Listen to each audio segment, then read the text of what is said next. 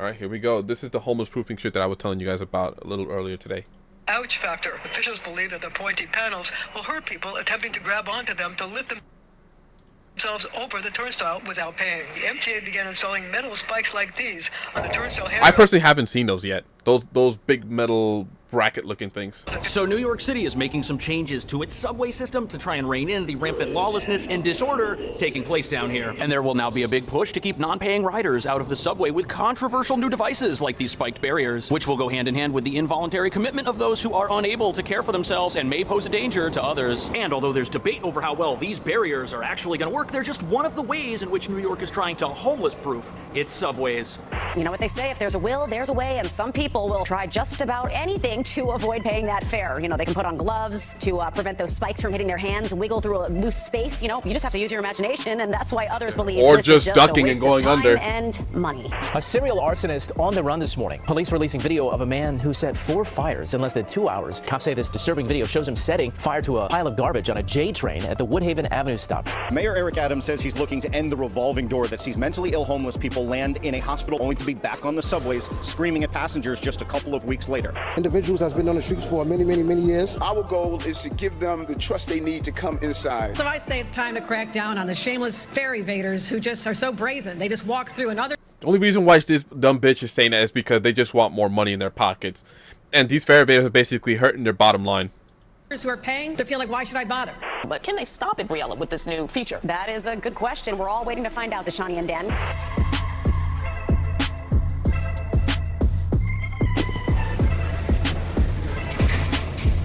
Man, these things are pretty sharp. And if you take your hand and you grab this thing and try to brace yourself in order to jump over this thing, it's gonna leave a mark. In fact, I've got a couple souvenirs from this thing right here. But it looks like athletic fare evaders and criminals are having no problem getting around these things, which must mean the only person this is gonna discourage from entering the subway is somebody who's disabled or physically unfit. But what most people don't know is this is only one type of anti-homeless architecture being built into New York City's subways. And it certainly isn't the only row of spikes you'll see at some of our modernized subway terminals, like some of right which here. also come with benches where They're not gonna have. This is like the old school shit. These have been around forever, like maybe for the past 20-25 years. But they're gonna have something a lot worse than this. you can sit but not relax, and in other stations, all the seating's been removed just to make sure nobody does anything except stand around and wait for the train. The city's also working on installing the brightest lights they can get their hands on to discourage people from taking a nap, and we've also got an army of outreach workers activists say only engage with the homeless to harass them, but in reality may be the only ones offering down-and-out New Yorkers a helping hand, a meal, and a place to stay other than this rotting, disastrous public transit network. But the real controversy here is that all of these expensive anti-homeless contraptions, they're not going to solve any of the crime problems down here, and they're not going to help people who are a danger to themselves and others get off the streets. Because they not only suck money away from our police department, as well as programs that could actually help people, none of this stuff is backed up by a justice system that will allow the involuntary commitment of those who need long-term intervention for more than just a few days. On top of that, New York's also got laws that put violent criminals right back out on the streets instead of in jail when they rob or harm others, giving them an opportunity to strike again. Plus, as you're about to see, passive deterrence like these spikes here might actually be encouraging crime in our subway system. That doesn't do shit, those spike deterrence, bro. I could easily hop that shit as well, or just go under it, but then I'll probably have to get my hands dirty. I'll just hop that shit instead of stopping it.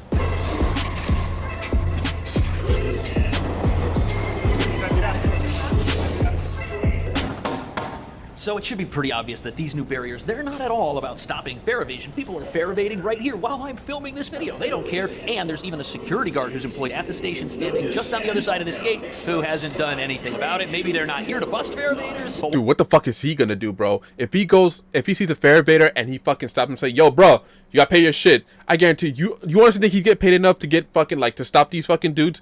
Imagine one of them fucking dudes just rocks him in his fucking face. What the fuck is he gonna do? Unless that guy's a roughneck too and he could fucking throw down with the other fucking dudes that are just hopping this shit. Most of them are not gonna fucking do that. I ain't gonna fucking do that shit. I'm not gonna fucking stop them and get punched in the fucking mouth and get fucking dropped. Fuck that. One thing's for sure, neither are these spikes, which means they can only be here to deter folks who might have trouble hopping over a turnstile or might be carrying armfuls of stuff. On top of that, these things might actually be making crime down here worse. Some are optimistic about the MTA taking a new and somewhat drastic approach, but you know what they say, if there's a will, there's a way, and some people will try just about anything to avoid paying that fare. You know, they can put on gloves to prevent those spikes from hitting their hands, wiggle through a loose space, you know, you just have leather to use gloves. So before we get into how these devices aren't going to stop fare evasion and may actually be most effective effective in thwarting the mentally ill, it's important to understand this is exactly what the city knew was going to happen. We've already got fare evasion resistant gates. And the hope behind these... Dude, this isn't the first time that they've done stupid shit, invest in stupid shit like this. There was another shit that they had, which kind of looks like a, like, what do you call it? Those that NYC robot looking thing that they wanted to invest in. Like, in order for people to deter, they were going to put that shit underneath this, only in one subway station, too. I think it was in Columbus Circle. It was like a giant looking robot looking thing. If y'all ever been to Stop and Shop, it kind of looks like that long ass fucking, what do you call it? That long-ass little robot with little googly eyes that just roams the fucking aisles. It kind of looks like that, but just a fatter version. They scrapped that shit immediately. I haven't heard anything from that shit since. Barriers is that they would deter people from putting their hands on the sides, bracing themselves, and hopping over. The idea is that you can get a hand here, but you gotta put your other hand up here to boost yourself over, and that body weight is gonna put a lot of force on these spikes, and it's gonna hurt, and you're not gonna do it. But as the news pointed out, when there's a will, there's a way, and these gates can be easily defeated by people who either like pain or wear gloves. If you're really tall, you can hop that shit. If you're really short, all you gotta do is duck. If you wear gloves, you could just hop that shit.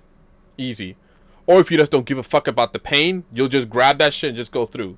Gloves or are just tall enough to hop over, as we've already seen. And they also do absolutely nothing to stop somebody from crawling underneath the gates, which happens all the time. But aside from giving us comical footage of former intramural athletes jumping these things, their mere presence here isn't just failing to deter crime, it's actually encouraging it, as the installation of evasion-resistant barriers can only be justified by the redeployment of our short-staffed police to other areas of the subway, which means that wherever you have these barriers, you have less police officers, because fare evasion's not supposed to be a problem here anymore. Only it is. But there's something very strange about these, because the city has a similar type of barrier that's been installed in other stations, just without the spikes on top, which don't work. I've filmed people jumping over those, no problem, which means they knew that these weren't going to work, which means that these aren't actually here to stop fare evaders at all. In fact, they're even being installed along with other devices that may deter people from sleeping or trying to live in the subway. The MTA will be installing even more barriers in 100 additional stations.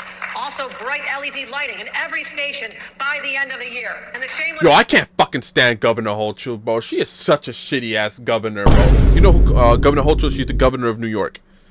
Golly, I fucking can't stand this dirty fucking old bitch. Holy fuck, man. Oh my god. Mayor Adams and Governor Hochul. God. Was totally evaders, very evaders. This is why I'm saying New York is totally fucking cooked, man, with these fucking politicians, man. Finally, we stop with... So we're not just getting the barriers, we're getting them in conjunction with super bright LED lighting to replace these fluorescent lights. Now let's be honest, new lights, that might make it feel safer down. That's not gonna do anything, bro. You think people are gonna give a shit about these fucking lights? Oh, now I'm basically seeing a lot better, or basically blinding to the fact that I might get hit in the mouth by some dude or get fucking robbed. I might be able to see them better, or the light's gonna be so bright that I won't even be able to see the person who's robbing me. Nice. Down here, but it's certainly not going to discourage somebody from hopping over one of these gates or from robbing someone if they think they can get away with it. But if someone's living on the streets and trying to live in the subway because they are unable to care for themselves and need mental... Can't forget, bro, even homeless people in New York got Timbs, man. Tim is like a fucking... The Timberland boots are like a fucking staple for us New Yorkers. I got a pair too. Not these, but I got an exclusive pair. Health services, bright lighting down here makes that more difficult. And while it's commendable that city leaders are finally realizing that it's bad for everybody in the subway if there are people down here who are a danger to themselves and others, spike barriers and bright lights aren't a real solution to any of the problems we're facing down here. Because as we've already seen, not everybody who's down here or who is unhoused has a shopping cart or is physically unable to get around barriers like this. Plus, these do nothing to stop violence perpetrated by people who have a place to live and just want to steal things. However, as you're about to see, these gates are actually the latest in a long line of failed experiments the city has undertaken over the last couple of years, all of which were expensive pilot programs which supposedly had the goal of stopping fare evasion in some new way. That looks like some shit that they had in Europe too. Like Europe and Japan, these turnstiles right here, I saw when I was in France, they had this type of shit. And I also saw a few videos in Japan that they also had this type of thing. All of which were expensive pilot programs which supposedly had the goal of stopping fare evasion in some new way. Which is ridiculous when you consider that the actual solution to fare evasion already exists in this very same station. And this solution to fare evasion, it's been around for decades and it works so well that nobody gets through these things. Yet for some reason, the city is spending tons of money on a new way to stop fare evaders, which doesn't work. It's the ouch factor. Officials believe that the pointy panels will hurt people attempting to grab onto them to lift themselves over the turnstile without paying. So I say it's time to crack down on the shameless fare evaders Veters who just are so brazen. So this news report is talking about this station. Those are the spike barriers right there, but right over here, we have a fully rotating, evasion-proof gate that you cannot jump over or crawl under. Look, this doesn't move. If you don't pay, there is no way. We've had these type of fucking turnstiles for years. Ever since I was in junior high, which it was in the mid 2000s, this shit existed already. So I don't understand why they're not using this shit. Why this isn't a fair deterrent. Gonna get through this thing and get on the train. We've had these forever, and they're right next to the spikes. These gates are brutally effective, and they were first introduced back in the 1990s. And what's maddening is that in order to install these barriers as a solution to fare evasion, it had to be done right next to an actual solution to fare evasion. Which is bad news, because this study shows that a lot of people who evade the fares have warrants for other much worse offenses. And if someone's down here and they're endangering themselves and they're possibly harming or assaulting others, chances are this may not be the first time something like that has happened. And chances are they're also not paying their subway fare to get on board the trains. Now, critics of these gates will say that they slow down the flow of traffic leaving and entering the subway, which to an extent is true. These are a little bit slower than the turnstiles. But the big win with these gates is that they actually do stop fare evasion and contribute to subway safety, because in a station that's only got these things, you could have less police at that station because less people can just get on the train and do whatever they want. In fact, if you look at how the city stations police in its subways, you'll notice that they're always stationed at entrances that have turnstiles. You'll never see a whole bunch of police patrolling an entrance that is just equipped with these old school gates. That's not necessary. And less police patrolling the entrances of our subway would mean there would be more police to ride the trains and keep New Yorkers safe. And as safety goes up in the subway, more people are going to want to ride the subway, and then it'll generate more money, and then there will be more money for aid workers to help get people off the streets who don't even know they need help to begin with, which is something spikes in or around the subway will never hope to fix. Like near the area where I live, there's only one of those things.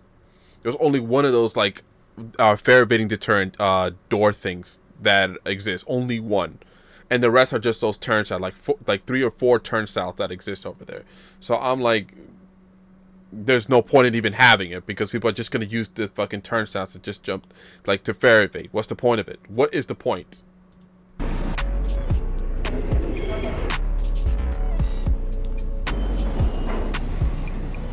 So the New York City subway remains the site of an ongoing humanitarian homelessness epidemic. Now, that epidemic is partially fueled by the rampant disorder that is allowed in the subway, yes, but it's also fueled by policies that do not allow those who actually need help to get it. But until they do, what you see happening down in the subways isn't going to change, and that's bad for just about everybody. I hope all learn how hell feels.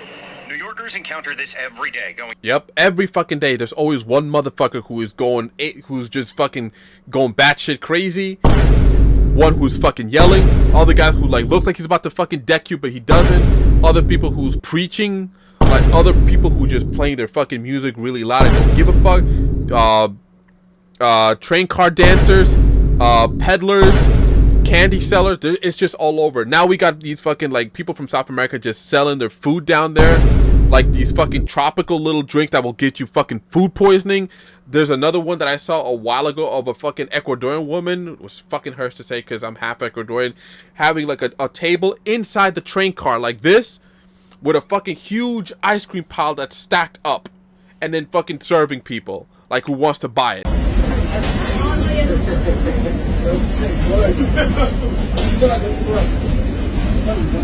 Get the fuck out of here.